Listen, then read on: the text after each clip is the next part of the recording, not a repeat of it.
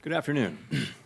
My colleagues and I remain squarely focused on achieving our dual mandate goals of maximum employment and stable prices for the benefit of the American people. Despite elevated uncertainty, the economy is in a solid position. The unemployment rate remains low, and the labor market is at or near maximum employment. Inflation has come down a great deal, but has been running somewhat above our 2% longer run objective.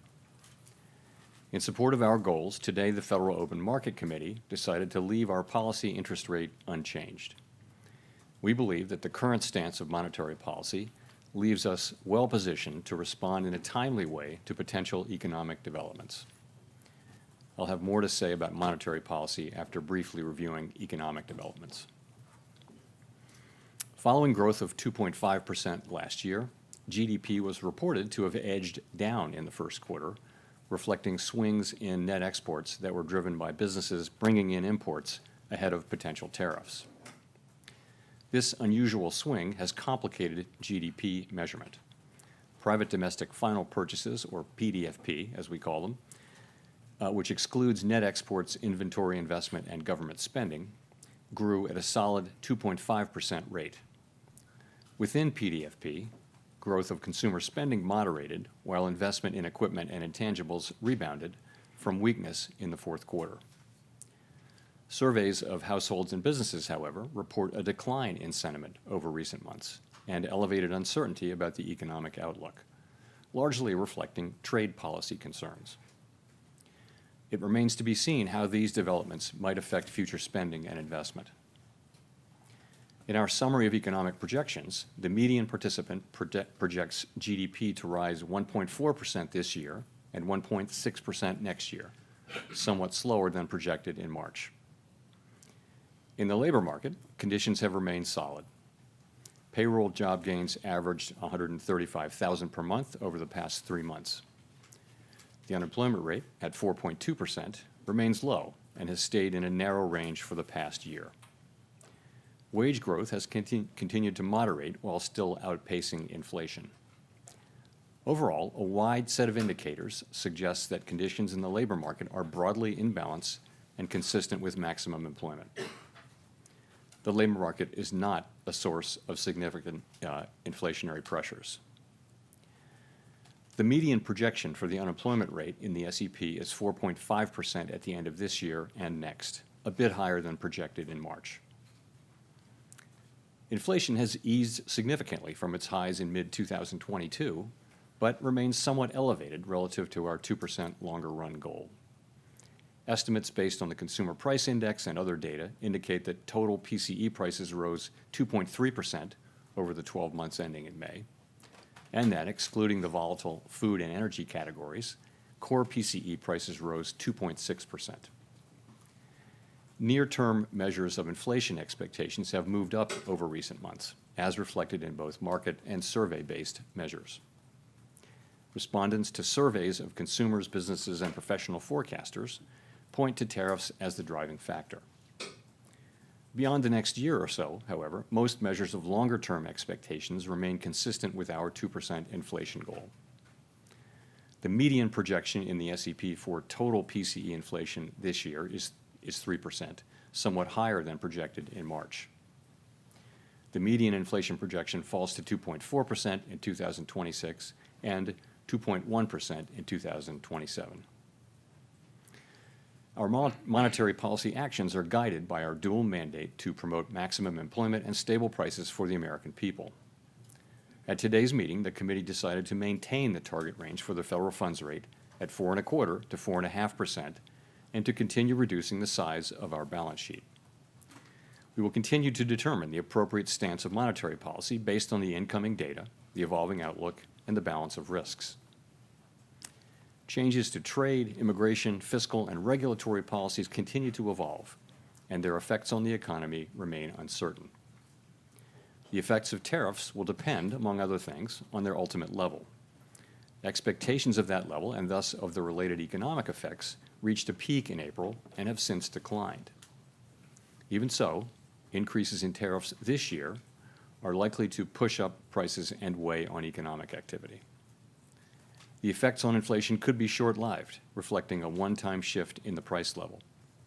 It's also possible that the inflationary effects could instead be more persistent.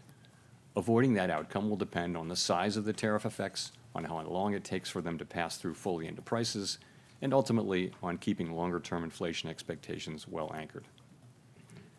Our obligation is to keep longer-term inflation expectations well anchored and to prevent a one-time increase in the price level from becoming an ongoing inflation problem. As we act to meet that obligation, we will balance our maximum employment and price stability mandates, keeping in mind that without price stability, we cannot achieve the long periods of strong labor market conditions that benefit all Americans. We may find ourselves in the challenging scenario in which our dual mandate goals are in tension. If that were to occur, we would consider how far the economy is from each goal and the potentially different time horizons over which those respective gaps would be anticipated to close. For the time being, we are well positioned to wait to learn more about the likely course of the economy before considering any adjustments to our policy stance. In our SEP, FOMC participants wrote down their individual assessments of an appropriate path for the federal funds rate based on what each participant judges to be the most likely scenario going forward. The median participant projects that the appropriate level of the federal funds rate will be 3.9% at the end of this year, the same as projected in March. The median projection declines to 3.6% at the end of next year and to 3.4% at the end of 2027, a little higher than the March projection. These individual forecasts are always subject to uncertainty, and as I've noted, uncertainty is unusually elevated. And of course, these projections are not a committee plan or decision.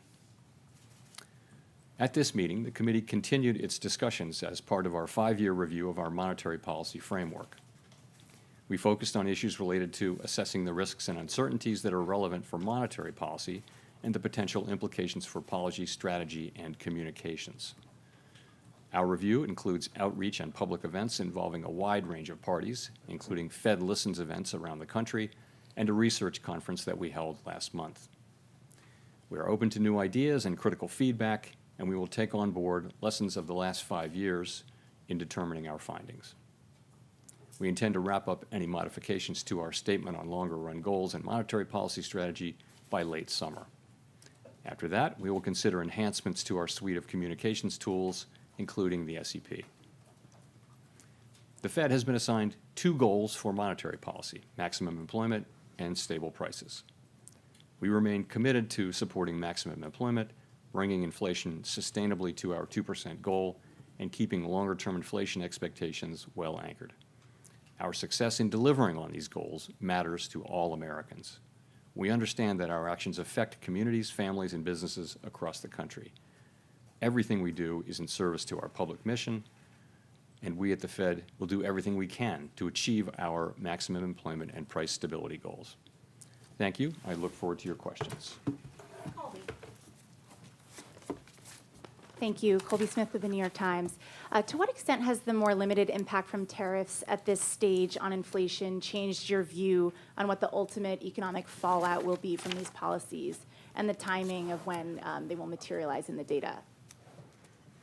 So we've had 3 months of favorable inflation readings since the high readings of January and February, and that's, of course, highly welcome news. Part of that just is that services, core services, both housing services and non-housing services, have really been grinding down toward levels that are consistent with 2% inflation. So that's the good news. We've had goods inflation just moving up a bit, and of course we expect, as you point out, we do expect to see more of that over the course of the summer.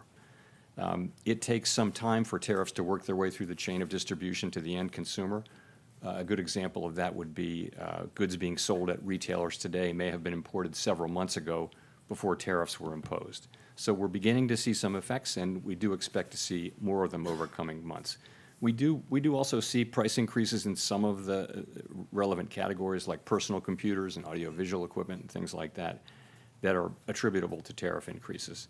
In addition, we look at surveys of businesses, and there are many of those, and you do see a range of things, but many companies do expect to put all or some or all of the effective tariffs through to the next person in the chain, and ultimately to the consumer.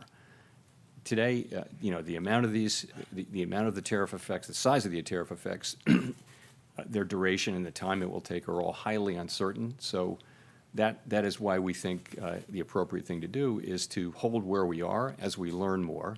And we think our policy stance is in a good place where we're well positioned to react to incoming developments.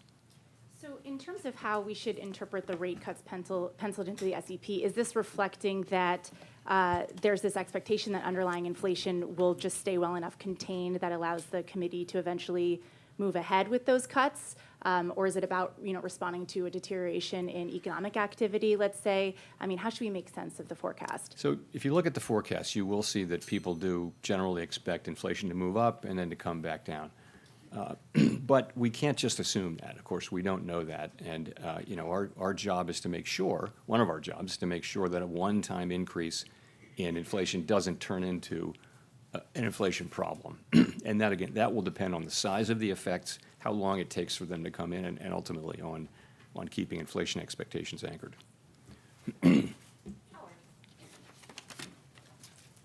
Hi, and thanks, Chairperson Howard Schneider with Reuters. If you look at the rate path starting in December to today and adjust it over the full time horizon you've got there, you've taken about a quarter point per year out of your projected path, and you end at a higher rate at end 2027 than you would have in the prior forecast. Is that a result of a sense that tariffs will lead to more persistent inflation? Is it a result of reassessments of where your short-term neutral rate is? Why are you on a slower path now?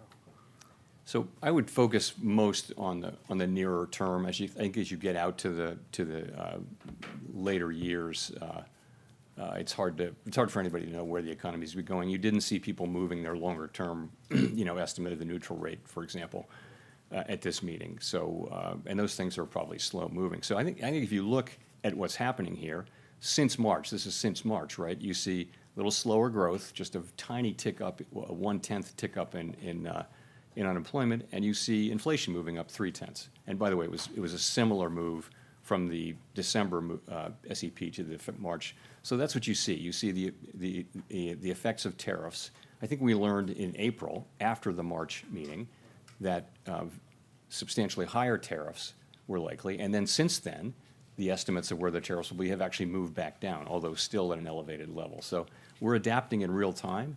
And what you see is an accumulation of individual assessments.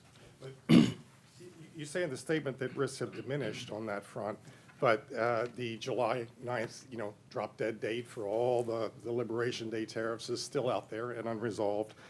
You've got now exchange of missiles between two Middle East adversaries with a possible U.S. involvement. How can you justify saying that risks have diminished? So what we said was that uncertainty uncertainty about the economic outlook has diminished but remains elevated. Many surveys say that. They do. So, and that's actually a line from the Teal book, which you can see in 5 years. Remember to check that. Maybe the world will be over. No, but if you think about it, tariff uncertainty really peaked in April, and since then has come down. And that's really what that's just acknowledging. It's diminished, but still elevated. That it's uncertainty. So I think that's an accurate statement. Thank you. Chris Rugaber at Associated Press. There is an argument out there in favor of cutting rates more immediately. Inflation has continued to cool and is back to roughly 2% despite the tariffs. And I guess I also wanted to ask about cracks in the job market with gross hiring slowing, concentrated in just a few industries. We've seen some housing data, including this morning, that has been pretty weak. Do you see any concerns that the economy is weakening and that is a reason to cut rates going forward? So we do of course monitor all those things. I think if you look at the overall picture, what you're seeing is 4.2% unemployment and an economy that's growing at a rate hard to know given the unusual flows in the first quarter, but it appears to be 1.5%, 2%, maybe a little better than that. Sentiment has come up off of its very low levels. It's still depressed. So, you can point to things. The housing market is a longer run problem and also a short run problem. I don't think it's indicative of, basically the situation is we have a longer run shortage of housing, and we also have high rates right now. I think the best thing we can do for the housing market is to restore price stability in a sustainable way and create a strong labor market, and that's the best thing we can do for the housing market. You asked about the job market. Again, look at labor force participation, look at wages, look at job creation. They're all at healthy levels now. I would say you can see perhaps a very, very slow continued cooling, but nothing that's troubling at this time. But we watch it very, very carefully. So overall, again, the current stance of monetary policy leaves us well positioned to respond in a timely way to economic developments, and for now, and we'll be watching the data carefully.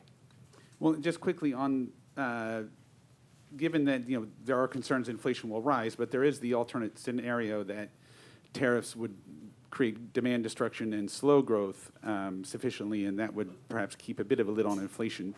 Do you see odds of that scenario? What kind of odds do you see of that scenario coming true, and how many months of cool inflation would you need to see before concluding that maybe that lower inflation scenario is taking place? So this is very much the conversation we had today and yesterday. There are many, many different scenarios, many combinations of scenarios where inflation does or doesn't prove out to be at the levels we think, and where the labor market does or doesn't soften.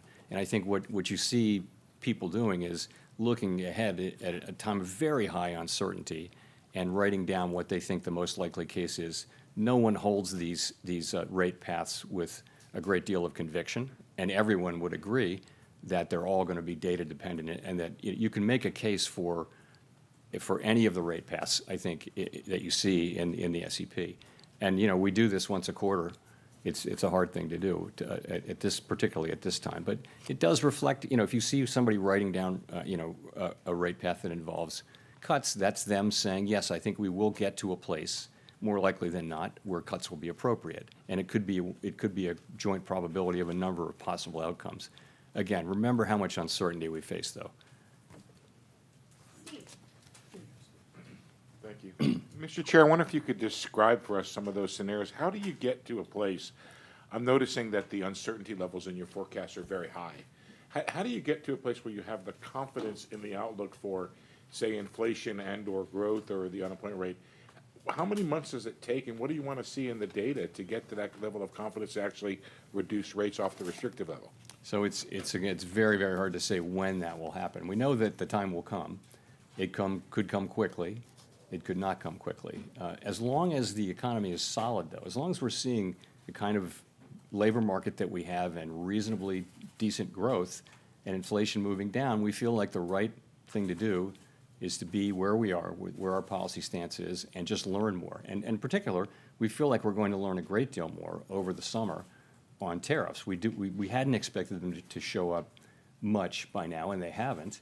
And we will see to the extent to which they do over coming months. And I think that's going to inform our thinking, for one thing. In addition, we'll see how the labor market progresses. So at some point it will become clear. I can't tell you exactly when that will be. And meanwhile, we'll be watching the labor market very carefully for signs of weakness and strength, and tariffs for signs of what's going to happen there. And of course, there are many developments ahead. Even in the near term, developments are expected on tariffs. So I think we don't yet know with any confidence where they will settle out. We have an estimate, and I think all estimates are now pretty close together, but it's again highly uncertain. When you say estimate of the impact of tariffs on the core PCE, is that what it is? And could you share that? What you start with is what's the effective tariff rate overall, and people are managing to that. But the pass-through of tariffs to consumer price inflation is a whole process that's very uncertain. As you know, there are many parties in that chain. There's the manufacturer, the exporter, the importer, the retailer, and the consumer. And each one of those is going to be trying not to be the one to pay for the tariff. But together, they will all pay for it together, or maybe one party will pay it all. But that process is very hard to predict. And we haven't been through a situation like this. And I think we have to be humble about ability to forecast it. So that's why we need to see some actual data to make better decisions. We'd like to get some more data. And again, in the meantime, we can do that because the economy remains in solid condition.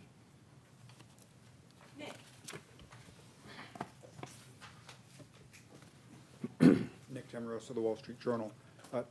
Chair Powell, I guess I'm wondering if you could explain a little bit more the divergence we see in the dot plot, particularly around the 2025 rate projections. I realize this is, you have one group of officials that are putting down no cuts, another that are putting down more than one. And again, recognizing that could be difficult to summarize, but is it a matter of people having a different outlook or a different reaction function, a different commitment to defending against another inflation mistake? How did that play out over the last 2 days? So you're right. This is often the case. We have a pretty healthy diversity of views on the committee. We did have strong support for today's decision and broad agreement that our policy stance does leave us in a good place. But I would point to two factors, and you mentioned them. The first is just that parties have a diversity of forecasts, and they do align with where their dots are. So if you have a higher inflation forecast, you're going to be less likely to be writing down, more cuts.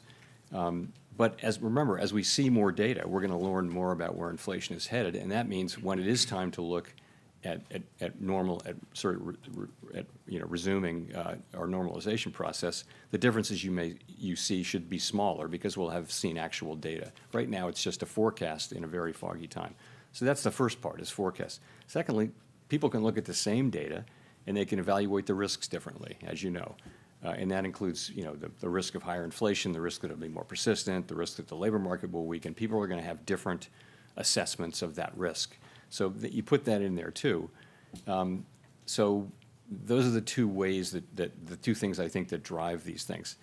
Remember though, as I mentioned earlier, with uncertainty as elevated as it is, no one holds these rate paths with a lot of conviction. So that's really where it is. It's a function of those things, and I think as the data come in, you should see those differences diminish. If I could follow up, you've said the policy is in a good place and that it's modestly restrictive. Given all the uncertainty you just talked about, tariff levels, uncertainty around the pass-through, is it price increases versus margin compression, some of the softness that Chris talked about in labor and housing, why wouldn't it be better to have rates at a more neutral setting as the economy heads into this period of very high uncertainty? So if you just look backward at the data, that's what you would say, but that's not. We have to be forward-looking, and the thing that every forecaster, every outside forecaster, and the Fed is saying is that we expect a meaningful amount of inflation to arrive in coming months, and we have to take that into account. So I think a backward-looking look would lead you to a neutral stance, but we can't. We have to look at that, and because the economy is still solid, we can take the time to actually see what's going to happen. There's a range of possibilities on how large the inflation effects and the other effects are going to be. So we'll make smarter and better decisions if we just wait a couple of months or however long it takes to get a sense of really what is going to be the pass-through of inflation and what's going to be the effects on spending and on hiring and all those things. Mr. McKee. Michael McKee from Bloomberg Radio and Television. Your friend down at 1600 Pennsylvania Avenue continues to lob insults in your direction, and I'm wondering, given now that the Supreme Court has maybe carved out the Fed from some of the legal implications of that, whether this is just noise that the markets and everybody should ignore until your term is up, or whether you worry that it could lead to more pressure on confidence on Wall Street, on consumers, about the outlook for the economy. Look, from my standpoint, it's not complicated. What everyone on the FOMC wants is a good, solid American economy with a strong labor market and price stability. That's what we want. We think our policy is well positioned right now to deliver that and to be able to respond in a timely way as the data lead us around. The economy's been resilient, and part of that is our stance. And again, we think we're in a good place on that to respond to significant economic developments. That's what matters. That is what matters to us. Pretty much that's all that matters to us. I need to ask, assuming you are not reappointed, would you stay on as governor when your term as chair ends? I'm not thinking about that. I'm thinking about this. Andrew. Thanks, Mr. Chairman. I guess with workplace raids increasing, picking up significantly, what kind of effect would that have on the labor market in Sorry, the short term? with what picking up? Workplace raids. So you're asking immigration. Yeah. You know, I wouldn't want to speculate. One way to get at that from an economic standpoint, we of course don't comment on immigration policy. It's not ours to make or comment on. But what you see is an unemployment rate that has been really solid and at a low level, not really increasing. It's been in a good range and well within the range of mainstream estimates of maximum employment. And that means, like, part of that is that labor demand and labor supply are kind of moving down at the same rate. Labor demand is softening. You see that in job creation, but it's still kind of at a healthy level. And labor supply is diminishing because the immigration numbers that we see are much lower than they were. So those two factors, supply and demand, that's what has kept the unemployment rate in a reasonably, stable place. Okay, thanks. The other thing I wanted to follow up on is if you could elaborate on the potential changes to the SEP that you suggested were part of the framework review, I think. So the framework review really has two tracks, right? The first track is our policy framework that is reflected in the consensus statement. And we've said that we would finish that and announce it by the end of the summer. So we're well along in that process. We've had the meetings that we need to have, and we're now going to be going into, into discussions about, specific changes to language. So that's the framework part of it. The second part of it is our communications tools and practices. Pardon me. And that part comes next. Okay, that's what we're going to do in the meetings this fall. Actually, what we did at this meeting, though, is we sort of prepared the ground for that. We had a meeting where we talked at a high level about a number of ideas. The SEP is part of it. Many other ideas. It's sort of, how do we think our communications can be improved? There are a number of ideas. People offered a really, it was a great conversation, number of ideas, but we're going to look at those with staff briefing and a lot of thought in the fall. And I would say when it comes to changing communications, I would only support things really that only implement things that have very broad support. And also you want to be really careful because I think our communications are pretty well received. They're not broken.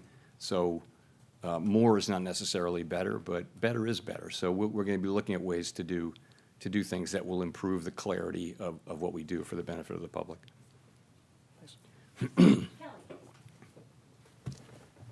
Thanks, Chair Powell. Kelly O'Grady, CBS News. You're famously known as the guy that makes decision based on data instead of speculation. You've said today the inflation data is in a good place. We don't know how tariffs are going to impact prices going forward. That's uncertain. But I've got to go back to the last time that you cut rates in December, and there was still the what if of tariffs. So what made you feel comfortable cutting then when inflation was higher than where it is today and you didn't cut today? Well, the forecast for inflation in December was 2.5. Core PCE for 2025, the forecast was 2.5%, which was a good inflation forecast. I think what we've learned is that, and this was long before we had any idea of what the actual policies would be, we've learned that the tariffs are going to be substantially larger than forecasters generally thought. And we don't, our forecasts are generally not particularly different from those of other, well-resourced forecasting operations. So what we learned, and particularly in April, was that very substantially larger tariffs were coming and that would mean higher inflation. That's what happened. And so you saw 2.5% forecast in December, you saw 2.8% in March, and you see 3.1% now. So it's 0.6 higher inflation for 2025, and that's a big part of the change, and that's due to the effects of the tariffs that are, we don't know where they're going to land, but it's pretty apparent they're going to land higher than outside forecasters were really guessing at the end of last year. My follow-up to that, I think consumers, right, we're looking for relief on rates when it comes to mortgages, car loans, small businesses want to take out more manageable loans. When you look at the cumulative inflation over the past 5 years, prices have risen over 20%. It's been a rough road. So what is the tipping point then for the wait and see approach in terms of how much it's going to help versus when it hurts the American consumer? Well, I mean, we're trying to restore price. Best thing we can do for the public that we serve is restore price stability. If we can, and we will, restore price stability, meaning 2% inflation on a durable, sustainable basis. That, and also maximum employment. If we restore those things, that's the best thing, and that is our goal. The best thing we can do for the American people, for households and businesses, that is the ultimate thing that we can deliver. And they can make their decisions without having to think about inflation all the time. So in the meantime, we have to keep rates high to get inflation all the way down. They're not very high, let's be honest. I would say policy is modestly or moderately, probably modestly now restrictive. If you look at the economy, it's not performing as though it were performing under very strict monetary policy, very restrictive monetary policy. So I would say probably modestly restrictive. And so what it will take is confidence that inflation is coming down. Now, I would say without tariffs, that confidence would be building, because if you see what's happening with non-housing services and housing services, which are the other two big pieces other than goods, those are coming down really nicely now. So I think we have to learn a little more about tariffs. I don't know what the right way for us to react will be. I think it's hard to know with any confidence how we should react until we see really the size of the effects, and then we can start to make a better judgment. So that's what we're doing, and I think we can take the time to do that because unemployment is 4.2%. Wages are moving up. Real wages are moving up at a healthy clip now. And inflation is 2.3% headline inflation over a 12-month basis. So it's a good economy and a solid economy with decent growth.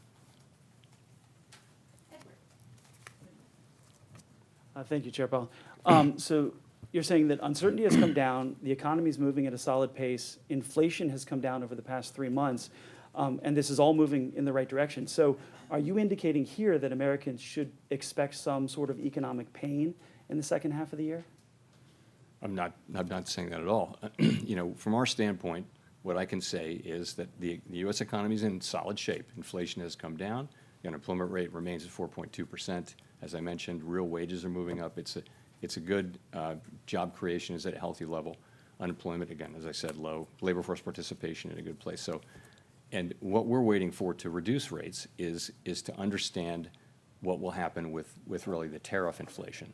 And there's a lot of uncertainty about that. Every forecaster you can name who is a professional forecaster with adequate resources and forecasts for a living is forecasting a pretty significant. Everyone that I know is forecasting a meaningful increase in inflation in coming months from tariffs, because someone has to pay for the tariffs, and it will be someone in that chain that I mentioned between the manufacturer, the exporter, the importer, the retailer, ultimately somebody putting it into a good of some kind, or just the consumer buying it. And all through that chain, people will be trying not to be the ones who pick up the cost, but ultimately, the cost of the tariff has to be paid, and some of it will fall on the end consumer. We know that because that's what businesses say, that's what the data say from past. So we know that's coming, and we just want to see a little bit of that before we make judgments prematurely. And follow up on that. So you spent years though talking about how you're data dependent, and be a little more direct on this.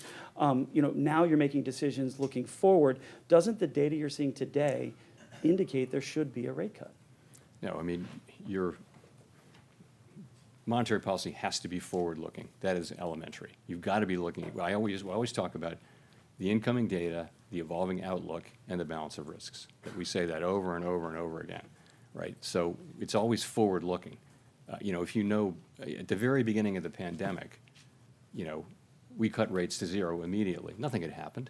We just knew that it was going to be really bad, right? So we took very aggressive forward-looking because we knew things were going to be unusually difficult. So, of course, this is something we sort of know is coming. We just don't know the size of it. And again, the economy seems to be in solid shape. So the labor market's not crying out for a rate cut.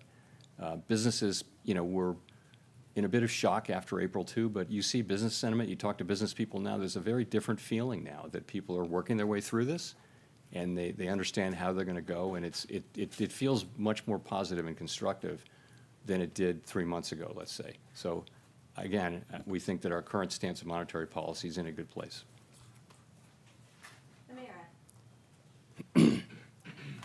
Thank you. Amara Mokwe with Bloomberg. Chair Powell, in February, you told Congress that the Fed is, quote, overworked, maybe not overstaffed. Then in a memo to staff in May announcing a deferred resignation program at the Fed, you said you wanted to ensure that the Fed was, quote, right-sized. Those two statements appear to be at odds with one another. Could you explain what changed in the roughly 3 months between those statements that made you decide that staff levels at the Fed should decline? I don't see them at all as intention, so I was asked, is the Fed overstaffed? And I said, no, and I sort of said as a pun, overworked but not overstaffed. People do work extremely hard at the Fed, and I know they work hard at Bloomberg too. So, but we work hard, but I would say this, so we are careful stewards of public resources, and sometimes you need to show that. So there have been several times in our history, modern history, where the Fed has said, you know what, we're going to do a buyout. We're going to show the public, we're going to demonstrate that we are good stewards of public resources. So we thought, and I thought, that this is a time when we can, we grow at about, our headcount has grown at about 1% a year. So over the course of a couple of years, we're doing a careful scrub of the board and all the reserve banks, and we're going to find 10% of employees who can do something else, where we can streamline our operations, and we think we can get there in a couple of years. We think we can do that, and we think this is without taking risk to carrying out our critical missions. So this is something you do very carefully, thoughtfully, and you do it again respecting that we have critical missions to carry out. I've had experience, a lot of experience in my prior careers, with headcount reductions and things like that, and this is how you do it professionally. You do it carefully, thoughtfully, with a lot of planning, and you do it over a period of time.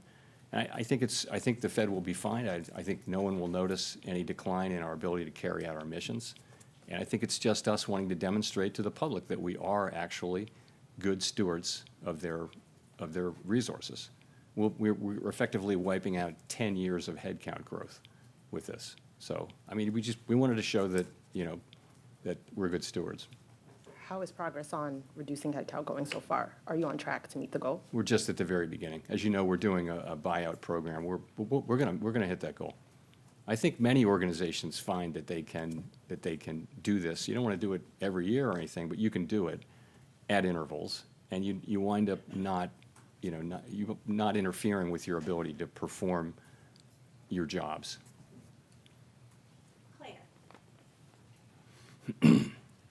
Chair Powell, Claire Jones from the Financial Times.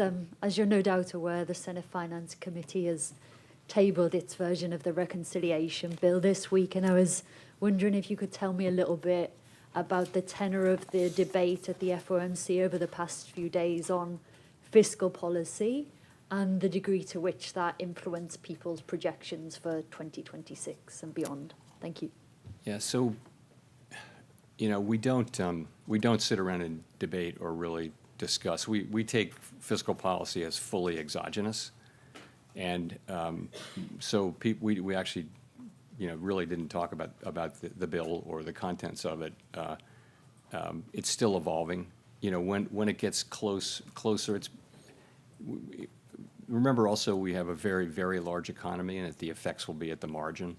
I expect that they may already be in, but they will be in by the next meeting. We'll make an estimate. But it's not a major thing. It's nothing that we discuss. It may have been mentioned a couple of times, but as something that's coming in. But I think the outcome is, we don't know the outcome yet there, so hard to be real specific.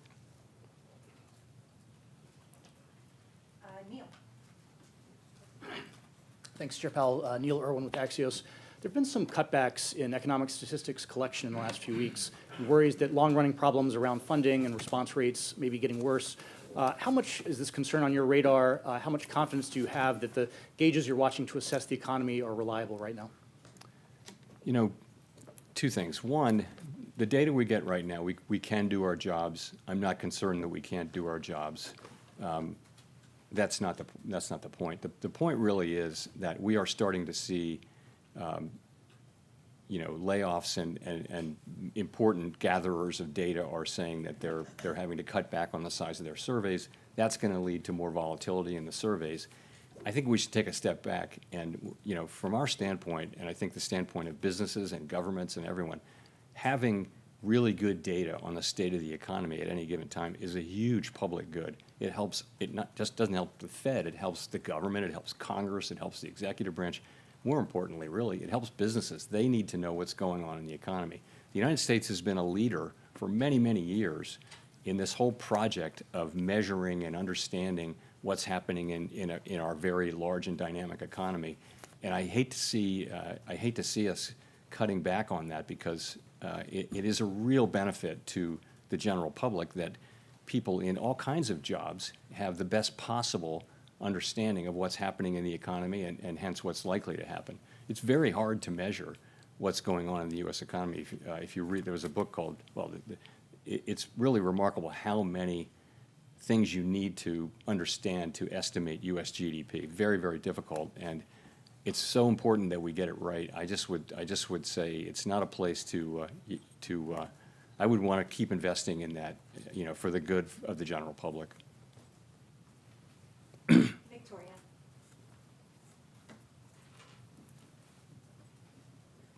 Hi, Victoria Guida with Politico.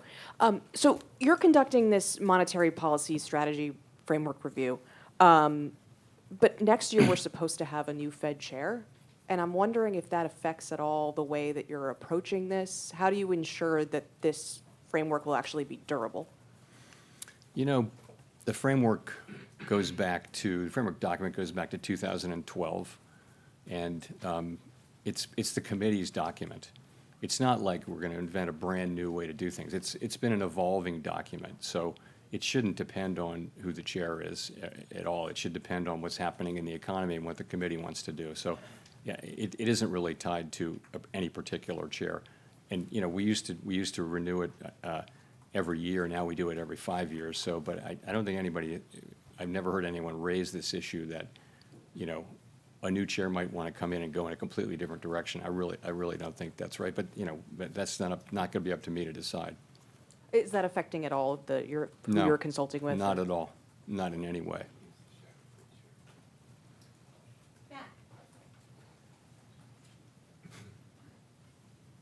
Thank you. Chair Powell, Matt Egan from CNN.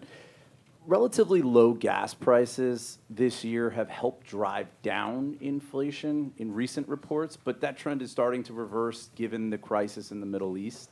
How are you thinking about how the Israel-Iran conflict will impact the economy, especially inflation? And what lessons were learned during the 2022 period when another conflict, the Russia-Ukraine war, sent oil and gas prices skyrocketing? So, of course, we're watching, like everybody else is, what's going on. I really don't have any comment on that. Possible that we'll see higher energy prices. What's tended to happen is when there's turmoil in the Middle East, you may see a spike in energy prices, but tends to come down. Those things don't generally tend to have lasting effects on inflation, although, of course, in the 1970s, they famously did, because you had a series of very, very large shocks. But we haven't seen anything like that now. The U.S. economy is far less dependent on foreign oil than it was back in the 1970s. So, but there. A quick follow-up. I've just got to ask you about artificial intelligence. Some technology executives have recently been warning that AI could wipe out a large chunk of entry-level jobs and significantly increase the unemployment rate. I'm wondering how concerned you are, if at all, about the threat that AI poses to employment. So this is the question. The question really is, will AI be more augmenting labor or replacing labor? And I wouldn't, we all see those announcements, including one today. I wouldn't, overread a couple of data points, because, AI should be creating jobs at the same time. It may be replacing, maybe doing both. Anyone who's done any work with AI will have been a little bit stunned at how capable it is. And it's just a different thing. So I think this is something that certainly has transformational potential. And probably we're in the very early stages of it. You know, they say what you're seeing now compared to what you'll see in 2 years is going to be very different and even more effective. So I think it's really hard to know. That, you know, of course, there are optimists who feel like it's going to make everybody much more productive. And there are those who think it's going to replace an awful lot of jobs right across the income spectrum, you know, white collar, blue collar, and everything. So I just don't know. We don't have a house view on that, but this is going to be a very important question for some time. Greg.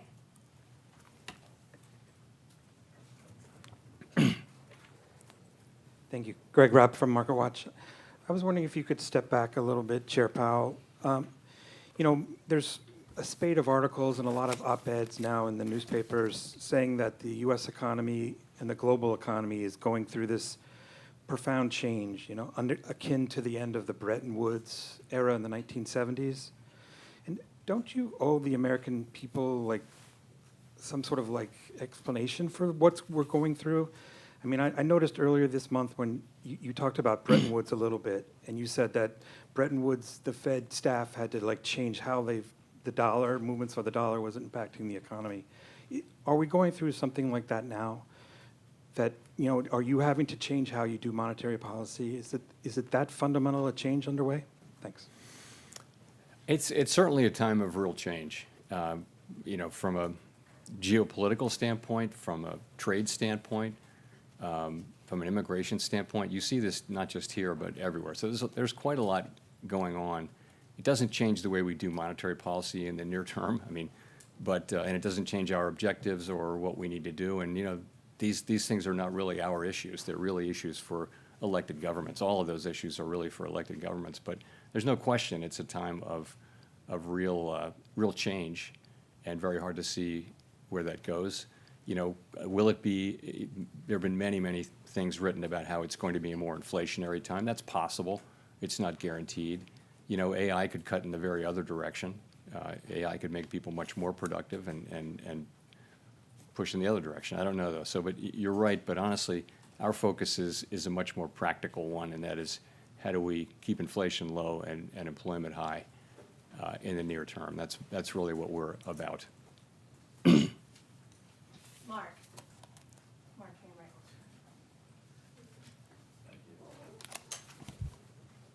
Hello, Chairman Powell. Mark Hamrick with Bankrate.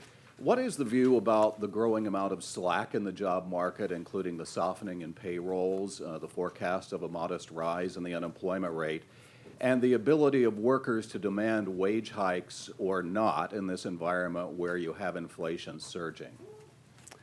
You don't really see unemployment going up. You don't see increased slack, really. I mean, at the margin, remember, you're at 4.2% unemployment. That was, for many years, that was a extremely low level. It happens to have come up off of an even lower level as we came out of the pandemic. We were as low as 3.4%, but 4.2% is probably at the low end of estimates of the longer run, sustainable level of natural rate of unemployment. So I guess I wouldn't agree with that. And also, in terms of wages, you know, real wages after inflation have been moving up sort of more than was consistent with 2% inflation. They're still moving up at a healthy clip, and I think much more consistent with 2% inflation given a reasonable assessment of trend productivity. So it's a pretty good labor market. You know, you're right that the level of job creation has come down, but so has the supply of workers, the change in the supply, the new supply. So you've seen the unemployment rate remain pretty stable at 4.2. It's been as high as 4.3, but you know, those are good numbers. So it's a pretty good labor market. There's a more concerning thing is there are not a lot of layoffs, but there are not a lot of job creation. The number, if you're out of work, it's hard to find a job, but very few people are being laid off at this point. So that's an equilibrium we watch very carefully, because if there were to be significant layoffs and the job finding rate were to remain this low, you would have an increase in unemployment fairly quickly. But that hasn't happened. It really hasn't happened. the U.S. economy has defied all kinds of forecasts for it to weaken, really over the last 3 years. And it's been remarkable to see just again and again when people think it's going to weaken. Now, eventually it will, but we don't see signs of that now. Go to Jean for the last question. Hi, Chair Powell. Jean Young with M&I Market News. There's been a lot of talk about cuts. I wanted to ask you, why do you think there are no forecasts for rates to rise or even to stay where they are next year, given that the projection for inflation is to rise to 3%, and there's a lot of there's some skepticism over whether those price hikes will be a one-time event? So there are a number of people on the committee who wrote down no cuts this year, but some cuts next year. So, I think, people are writing down their most likely path, right? They're not saying there's zero possibility of other things, really. Really, think of it as the least unlikely path in a situation like this where uncertainty is very high. I think, again, people write down their rate paths, and they do not have like a really high conviction that this is exactly what's going to happen over the next 2 years. No one feels that way about their rate path. They feel like, what am I going to write down? I mean, what would you write down? It's not easy to do that with confidence. So I would just say it that way. We don't rule things in or out. Certainly a hike is not the base case at all. It's not something people are writing down. But in the meantime, we do the best we can with these forecasts, and I think they're representative of the different forecasts and different reaction functions that people on the committee have. So thank you very much. Thanks.